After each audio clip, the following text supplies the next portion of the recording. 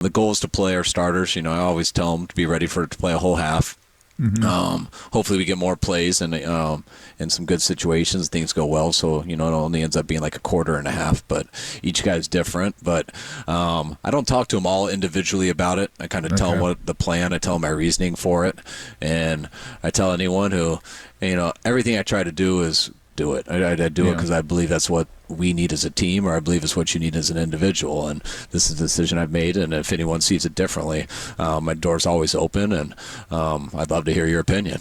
But I'm doing this for a reason. And so that's usually how I roll with it. And not many guys disagree, but some guys can sometimes make good points, and we just deal with that when it happens.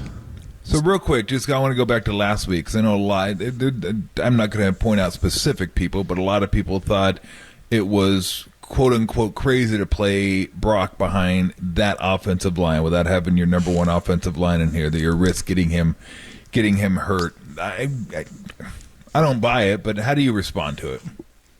I might get what people say, but I think sometimes people are just trying to be a little bit dramatic with it. If we obviously thought it was something that he couldn't protect himself or the guys couldn't match up at all, then we wouldn't do it at all.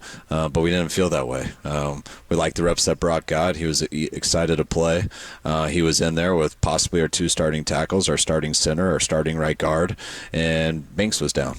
So Banks ended up breaking his pinky the day before, and if Banks did, Zakel would have been up. So that could just easily be our opening day O-line. So that's part of football, and they're guys that are NFL players, and so I didn't see it as anything wrong with the offensive line, and I actually thought the offensive line matched up pretty well and did a pretty good job in that game.